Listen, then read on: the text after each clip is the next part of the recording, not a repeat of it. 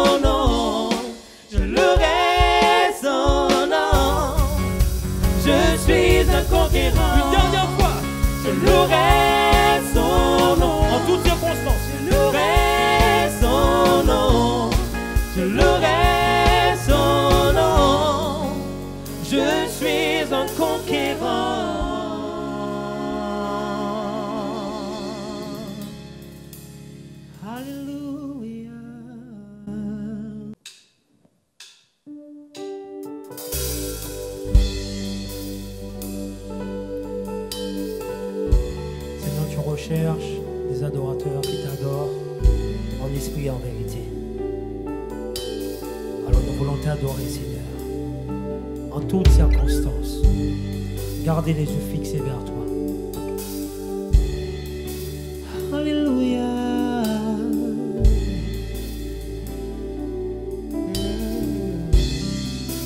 Les yeux fixés vers toi, j'oublie les problèmes autour de moi pour t'adorer mon roi, être guidé par toi, les yeux fixés vers toi. J'oublie les problèmes autour de moi pour t'adorer mon roi, être guidé par toi, les yeux fixés vers toi. J'oublie les problèmes autour de moi pour t'adorer mon roi, être guidé par toi, les yeux fixés vers toi. J'oublie les problèmes autour de moi pour t'adorer mon roi, être guidé par toi. Je veux t'adorer, t'adorer. Je veux t'adorer, t'adorer. Je veux t'adorer, t'adorer. Seigneur, t'adorer. Je veux t'adorer, t'adorer. Je veux t'adorer, t'adorer. Je veux t'adorer, t'adorer. Seigneur, t'adorer. Oui, je te célèbre et je me prosterne. Je veux proclamer ta majesté. En toi tout n'est que grâce, tout est admirable. Dieu, tu es si bon et grand pour moi. Oui, je te célèbre et je me prosterne. Je veux proclamer ta majesté. En toi tout n'est que grâce, tout est admirable. Dieu, tu es si bon et grand pour moi. Je me saurai jamais le prix de tout ce que tu as su. Je ne saurais, non, je ne saurais jamais le prix de tout ce que tu as subi. Je ne saurais jamais le prix de tout ce que tu as subi. Si les océans se déchaînent, je les traverserai avec toi. Père, tu domines les tempêtes. Je suis tranquille car tu es là. Je suis tranquille car tu es là. Déclarons ensemble, même si les océans se déchaînent, je les traverserai avec toi. Père, tu domines les tempêtes. Je suis tranquille car tu es là. Je suis tranquille car tu es là. Car personne n'est comme toi. Tu es le Dieu, trois fois saint. Déclare avec moi. Personne n'est comme toi. Tu es le Dieu, trois fois saint. Personne n'est comme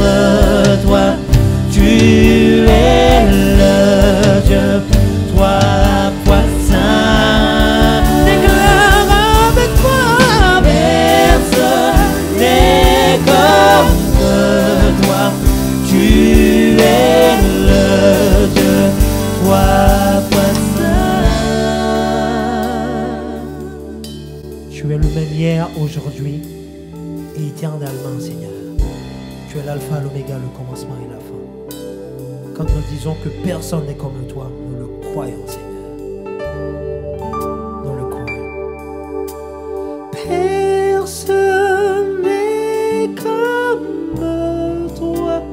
Tu es le Dieu trois fois saint.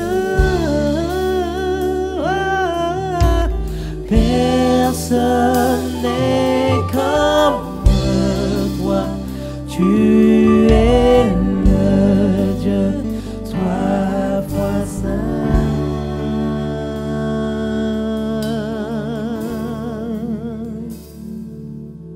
Amen. Merci, Seigneur. Il est merveilleux de louer le Seigneur, n'est-ce pas? Je vous propose maintenant d'écouter une lecture biblique. Je vais donc demander à notre sœur Laurette, qui t'était. Nous avons entendu son mari dimanche dernier, il est pasteur, stagiaire, et c'est une grâce d'avoir ce couple et la famille dans cette église. Et ce sera une joie pour nous aussi de l'entendre ce matin nous conduire dans une lecture, et je lui demanderai de nous conduire aussi dans la prière. Laurette. Je nous propose une lecture aujourd'hui, Romains chapitre 8, verset 28. Du reste, nous savons que tout contribue au bien de ceux qui aiment Dieu, de ceux qui sont appelés conformément à son plan.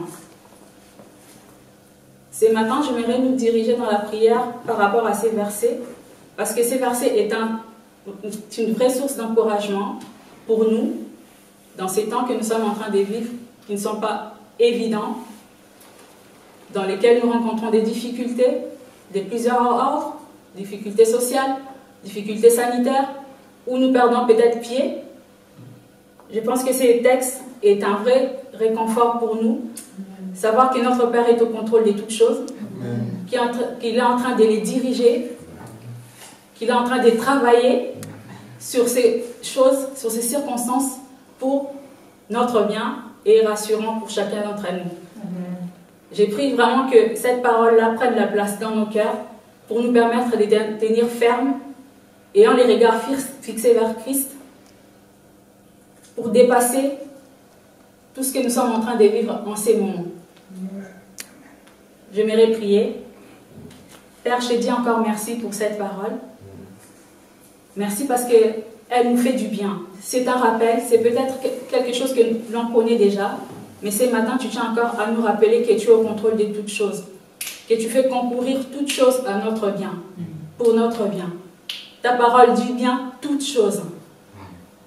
Ça peut être des choses positives, des circonstances positives, tout comme des circonstances négatives, mais nous savons une chose, c'est que tu es au contrôle. Et lorsque toi tu es au contrôle des choses, Seigneur, tout ne peut qu'aller dans le bon sens pour nous. Nous te bénissons, Seigneur, pour ton amour infaillible, cet amour qui fait que rien ne peut nous en séparer et dont nous sommes au bénéfice ce matin encore. Merci, Seigneur, de faire perdurer ces sentiments, de faire perdurer en nous, Seigneur Dieu, ces sentiments, cette assurance que tu es là, que tu es au contrôle de toutes choses et que rien, tu nous permettras que rien ne nous éloigne de toi. Que ton nom soit béni. Nous te sommes reconnaissants pour cet amour. Au nom de Jésus, nous t'avons ainsi prié. Amen. À travers ce chant, nous voulons tout simplement déclarer cette prière au Seigneur. Et là où tu es, que le Seigneur te bénisse, qu'il te garde, qu'il t'accorde sa faveur et sa grâce. Il le fait parce qu'il est fidèle. Alléluia.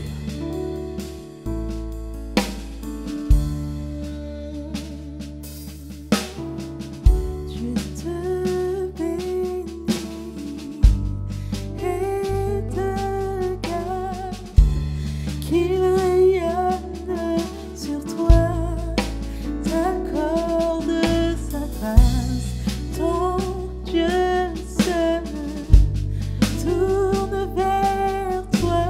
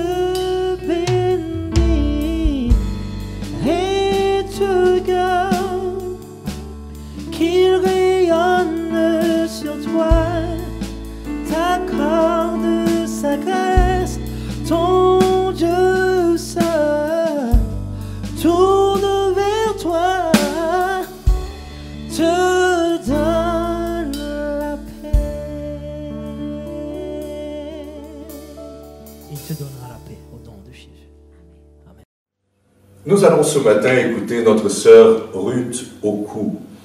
Ruth nous vient de Côte d'Ivoire.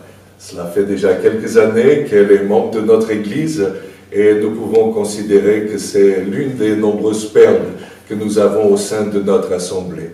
Elle va nous parler sur l'évangile de Luc, qui est l'évangile de référence pour nous pendant ce mois de novembre. Ouvrons nos cœurs, ouvrons notre esprit à l'écoute de ce que le Seigneur veut dire à son Église ce matin. Bonjour l'Église, nous allons ce matin partager un passage, un verset. Nous sommes sur l'évangile de Luc depuis le début de ce mois, donc on va rester dans cet évangile-là. Et je vais vous inviter à prendre votre Bible dans le livre de Luc. Mais avant tout, on va faire une courte prière. Seigneur, je bénis ton nom, je te rends grâce, je te rends toute la gloire. Merci Père pour ce moment. Tu es éternel, tu es le Seigneur de nos vies. Père, viens prendre part à ce moment. Éternel, viens vraiment conduire, guider, diriger toutes choses, Père. Viens parler à nos cœurs, viens nous enseigner, Seigneur. C'est toi que nous voulons écouter ce matin. Viens, Seigneur, t'exprimer ce matin au travers, Père éternel, de moi et de chacun de nous. Merci pour tout ce que tu fais dans nos vies. Sois béni, sois élevé, au nom de Jésus. Amen. Amen. Amen. Amen. Vous êtes à la maison, mais vous pouvez répondre Amen. Ça ne gêne pas. Donc, comme je le disais tout à l'heure, on va prendre notre Bible dans le livre de Luc, dans l'évangile de Luc. Voilà, donc on va lire Luc, le chapitre 1, à partir du verset 5 jusqu'au verset 25. Vous pouvez récupérer votre Bible, on va la lire ensemble. Donc, je lis la parole de Dieu.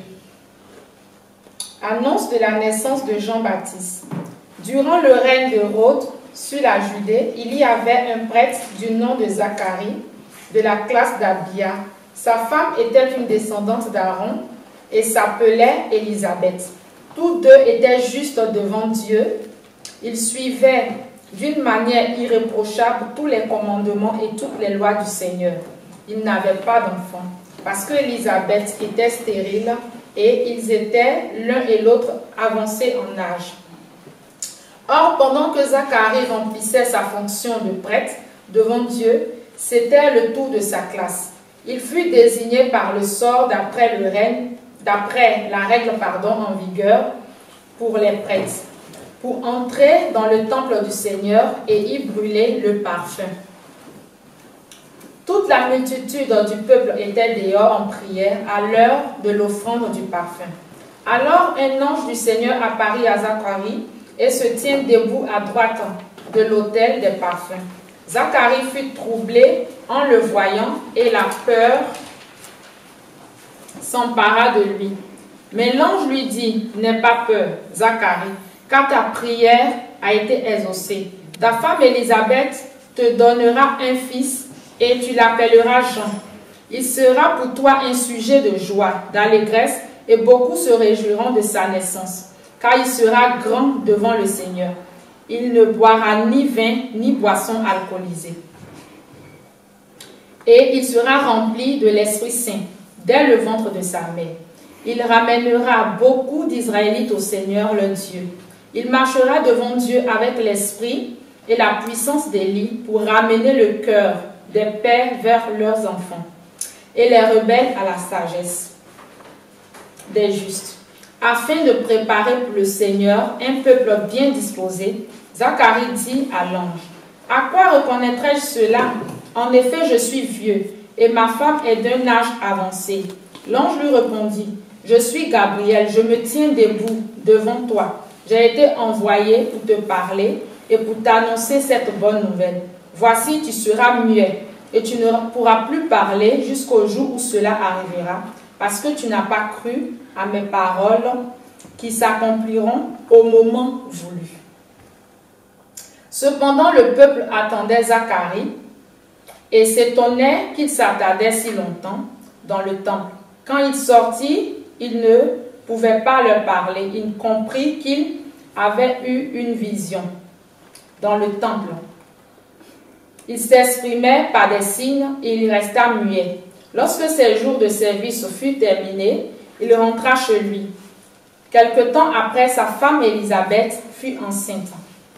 Elle se cacha pendant 5 mois, disant, « C'est l'œuvre que le Seigneur a faite quand il a porté le regard sur moi, pour enlever ma honte parmi les hommes. » Amen. Amen. C'était un peu long, mais bon, il le fallait pour qu'on comprenne mieux.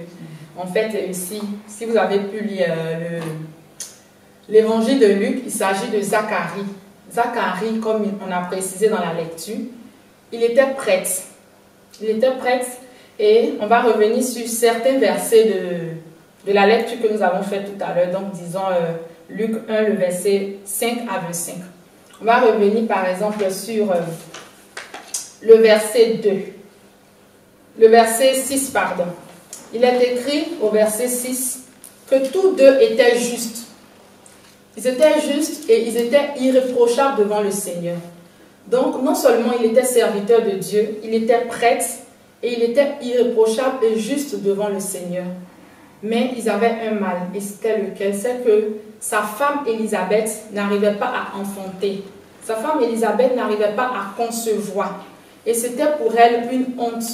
Parce que quand on lit par la suite, la Bible déclare qu'elle a pu dire au Seigneur, lorsque le Seigneur l'a délivrée, tu as ôté ma honte, tu as eu pitié de moi, tu m'as fait grâce. Amen. Amen. Donc, pour dire qu'il peut y arriver des moments où on peut servir Dieu d'une manière irréprochable, avec justesse. Ce n'est pas parce que l'Éternel est forcément contre nous, bien que nous avons fait des choses mauvaises, mais on peut marcher dans la droiture de Dieu, mais Dieu peut nous priver de certaines choses, où il peut s'abstenir de nous le donner maintenant. Quand on lit par exemple le verset 7, on dit qu'elle était stérile. Et être stérile pour elle, ça devait être difficile pour quelqu'un qui sert Dieu. Imaginez peut-être que ses amis se moquaient d'elle, tout ça. À tous les temps, tu vas à l'église, tu es avancé en âge et depuis, tu n'arrives pas à concevoir. Amen. Amen. C'était pour elle un tracas, c'était pour elle vraiment un souci, c'était pour elle quelque chose de gênant. Mais ça n'a pas empêché Élisabeth et Zacharie de continuer à servir Dieu, de continuer à œuvrer pour le Seigneur. Amen. Quel que soit ce qu'on peut traverser, ce qu'on peut avoir comme tracas, comme difficulté, que rien ne nous arrête et que nous puissions servir fidèlement le Seigneur. On va continuer notre exhortation. Et la Bible dit à partir du verset 11 jusqu'au verset 13 que l'ange est venu dire à Zacharie, ta prière a été exaucée. Quand on dit ta prière a été exaucée, c'est tellement que Zacharie priait avec sa femme pendant longtemps. Ils ont prié des années durant et ils ne voyaient rien venir. Malgré qu'ils étaient justes, malgré qu'ils étaient irréprochables, ils ont prié, ils ont intercédé, ils ont peut-être fait des ribabas, ils ont fait tout ce que vous voulez, mais il n'y avait jusque pas là de réponse. Mais l'ange est venu ce jour-là et lui a dit, ta prière a été exaucée. Amen. Amen. Ce passage nous emmène à persévérer jusqu'à l'accomplissement de vraiment ce que nous désirons, ce que nous attendons de la part de Dieu. Et Zacharie, comment il a réagi? La Bible dit au verset 18 qu'il a dit, mais je suis avancé en âge. Et ma femme Élisabeth aussi. Comment pouvions-nous concevoir? Ça me rappelle un autre passage de la Bible, Abraham. Lorsque les anges de l'Éternel sont venus, déguisant en visiteurs, qui lui ont dit, ta femme va enfanter, la même époque, l'année prochaine à la même date, elle va enfanter. Sa femme Sarah, elle a rigolé parce qu'elle se disait, j'ai vieilli et tout ça, comment je peux encore enfanter? Et ici, Zacharie a manqué de foi. Ça peut nous arriver que parfois, en priant, en espérant, en attendant quelque chose, ça tarde tellement, ça met tellement de temps qu'on finit par perdre la foi. Ça peut arriver. Ça peut arriver. Et je prie que le Seigneur nous donne de conserver la foi. Je prie que le Seigneur nous donne de garder la foi en tout temps, en toutes circonstances. Même quand on ne voit rien venir, même s'il n'y a même pas de lueur d'espoir. L'Éternel est celui qui agit dans le néant. J'ai pu expérimenter cela. Parfois, on veut voir un peu de nuages pour espérer que la pluie va descendre. Mais il peut ne même pas y avoir de nuages. Mais l'Éternel peut intervenir. Il est celui qui amène à l'existence ce qui n'existe pas. Amen. Amen. Continuons d'espérer en l'Éternel. Et il est juste, il est bon. Il finira par nous répondre. Amen. Amen. Donc, quand on poursuit, au verset 18, comme je l'ai mentionné, Zacharie a manqué de foi. Il a manqué de foi, mais qu'est-ce que l'ange va lui dire? Qu'au moment voulu, on va lire le verset 20. On va lire pour qu'on puisse bien comprendre. Voici, tu seras muet et tu ne pourras plus parler jusqu'au jour où cela arrivera. Parce que tu n'as pas cru à mes paroles qui s'accompliront au moment voulu. Cette petite phrase-là m'a beaucoup travaillé, au moment voulu. Comme pour dire que au temps où Dieu le voudra, au temps fixé, elle lui dit, si la prophétie tarde, attends-la. Attends-la qu'elle s'accomplira au temps fixé par Dieu. Donc il peut y avoir une parole, il peut y avoir une promesse de Dieu. On peut prier, on peut jeûner, on peut être juste et irréprochable comme Zacharie et sa femme. Mais il y a un temps pour tout sous les cieux. La Bible dit il y a un temps pour rire, pour pleurer, pour se lamenter, pour danser. Un temps pour naître et pour mourir. Donc au moment voulu, l'Éternel exaucera notre prière. Donc persévérons jusqu'au bout, comme Zacharie, afin de pouvoir obtenir cette faveur qu'on attend de la part de Dieu. Amen. Amen. Et quand on continue, on lit à partir du verset 24 jusqu'au verset 25 que je vais lire. Quelque temps après, sa femme Élisabeth fut enceinte. Elle se cacha pendant 5 mois disant, c'est l'œuvre que le Seigneur a faite quand il a porté le regard sur moi pour enlever ce qui faisait ma honte parmi les hommes. Pour enlever ma honte. Pour dire qu'on peut suivre l'Éternel. On peut faire ce qui est juste. Mais on peut avoir un tracas, on peut avoir une honte, quelque chose qui est un sujet de vraiment d'humiliation, d'humiliant pour nous. Ça peut arriver, ce n'est pas parce qu'on n'est pas bien ou parce qu'on a péché, mais l'Éternel permet et lui seul sait pourquoi. Mais ça ne doit pas nous empêcher de continuer à marcher avec intégrité de cœur devant le Seigneur. Amen. Amen. On va terminer par un dernier passage dans le livre des Hébreux. Hébreux 6, le verset 9 à 15 que je lis. Même si nous parlons ainsi, bien-aimés, nous sommes convaincus qu'en ce qui vous concerne, vous avez la meilleure part, celle qui est favorable au salut. En effet, Dieu n'est pas injuste pour oublier votre œuvre et le travail de votre amour. Vous avez démontré votre amour pour son nom par les services que vous avez rendus et que vous rendez encore aux saints. Et nous désirons que chacun de vous fasse preuve du même zèle pour conserver jusqu'à la fin une pleine espérance. Ainsi, vous ne vous relâchez pas et que vous imitiez ceux qui par la foi et la patience reçoivent l'héritage promis. Lorsque Dieu a fait la promesse à Abraham, comme il ne pouvait jurer par un autre plus grand que lui, il a juré par lui-même en disant, certainement, je te comblerai de bénédictions et je multiplierai ta descendance. C'est ainsi qu'après une attente patiente, Abraham a obtenu ce qui lui avait été promis. Amen. Amen. Quand on lit dans ce passage de Hébreux 6, on dit c'est ainsi qu'après une longue attente, c'est indéterminé. Ça pouvait être, je ne sais pas, 10 ans, 20 ans. Aujourd'hui, nous, on compte les jours. Ça m'arrive à moi-même de compter même mes doigts. Seigneur, j'étais là cette année, je ne vois pas ceci venir. Ça peut arriver. Mais la Bible dit, après une longue attente, donc quel que soit le temps que ça met, continuons d'espérer, continuons de vraiment croire. Et quand on lit encore, il dit qu'il n'est pas injuste pour oublier l'œuvre de notre main. Donc, quel que soit ce que tu fais dans ta famille, dans la maison du Seigneur, à l'église, autour de toi, Dieu te voit. Dieu t'entend. Il n'est pas injuste. Il dit, si nous, mauvais que nous sommes, nous savons donner de bonnes choses à nos enfants, à plus forte raison, notre Père qui est là-haut, Dieu te voit, il te connaît par ton nom. Il nous connaît tous. Comme le pasteur pouvait le prêcher la dernière fois, dans 7 milliards de personnes, Dieu a pris cet homme-là en particulier et lui a redonné la vue. Amen. Donc nous sommes 7 milliards, mais en particulier Dieu te voit. En particulier Dieu me voit. Amen. Amen. J'aimerais terminer en disant persévérons. Persévérons. Quels que soient les obstacles, quelles que soient les embûches, quelle que soit la honte qu'on pourrait subir, persévérons jusqu'à obtenir vraiment la grâce de Dieu, jusqu'à la fin. Dans Hébreux 6, on a pu le lire, de garder le zèle. C'est vrai, il nous arrive par moments de tomber, de nous relever, mais que le Saint-Esprit nous aide afin que nous puissions être trouvés bons et fidèles serviteurs aux yeux de Dieu. Amen. Amen. Je vais chanter un petit cantique que j'ai à cœur de chanter. Amen. Amen.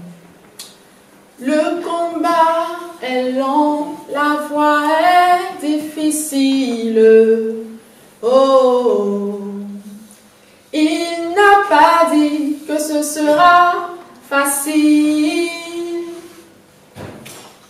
Non, non, non, il n'a pas dit que ce sera facile. Il a parlé de moments difficiles, de temps d'épreuve, d'opposition, le temps où tout va mal, où on se sent si seul. Il n'a pas dit que ce sera facile. Pourtant, à cause des épreuves, à cause des souffrances, tu t'es découragé. Tu n'as plus d'espoir, plus de force, plus d'envie pour combattre. Il n'a pas dit que ce sera facile. Ne tourne pas la page, tu dois te relever. Continuer à marcher, tu dois persévérer. Persévérer, persévérer, persévérer, persévérer. Est-ce l'attente d'un enfant ou du mariage? Est-ce les défis financiers qui vont t'arrêter? Garde tes bonnes valeurs, ta détermination. Au fond de toi, tu sais que ta cause est juste. Alors pourquoi vas-tu t'arrêter? Fortifie-toi, persévérer, persévérer. Tu dois persévérer, persévérer, persévérer, persévérer, persévérer. On va terminer par une courte prière. Seigneur, je bénis ton nom, je te rends grâce, je te rends toute la gloire.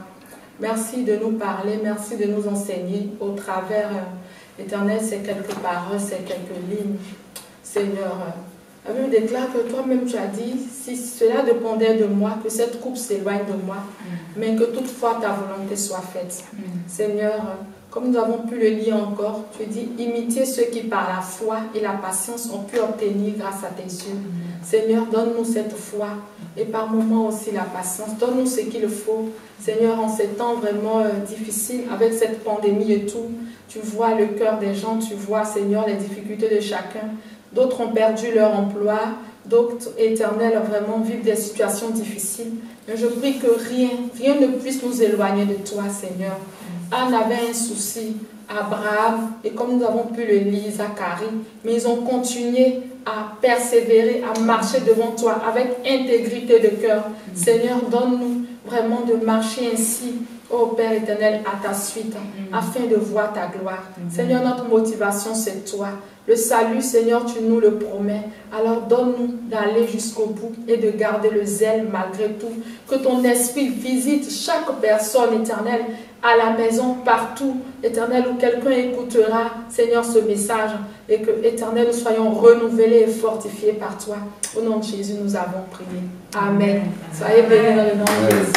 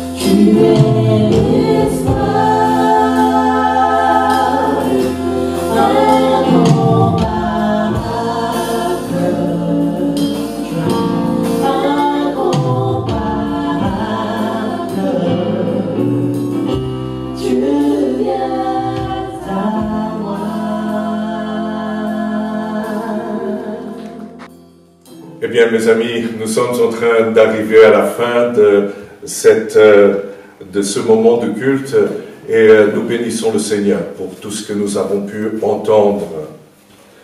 Dès maintenant, vous avez la possibilité d'apporter votre don à l'Église, soit en envoyant un chèque à l'adresse de l'Église, 31 rue de la République à Montreuil, soit en allant sur notre site, et c'est bien plus pratique, et vous trouverez un bouton pour apporter votre don par carte bleue, avec une solution de paiement sécurisé, paiement en ligne par notre banque. Nous vous remercions pour votre générosité et bien sûr le service de trésorerie de l'Église reste à votre disposition pour tout renseignement que vous souhaitez recevoir. Et allez sur le site de l'Église et envoyez donc un message si tel est votre désir. Nous vous rappelons aussi qu'un reçu fiscal peut vous être délivré sur simple demande, vous permettant, si vous êtes imposable, de bénéficier d'une réduction d'impôt sur le revenu égale à 66% du montant de votre don. Ainsi, dans ces limites, un don de 300 € ne vous coûte en effet que 100 €. Mais rappelez-vous, tout don, même petit, reste important. Il y a un texte des Écritures que j'aimerais vous laisser dans la deuxième épître de Saint Paul aux Corinthiens, chapitre 9 et verset 6. Il dit « Sachez-le, celui qui sème peu moissonnera peu, et celui qui sème abondamment moissonnera abondamment. Que chacun sème comme il l'a résolu.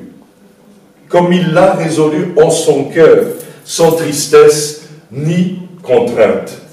Car Dieu aime celui qui donne avec joie.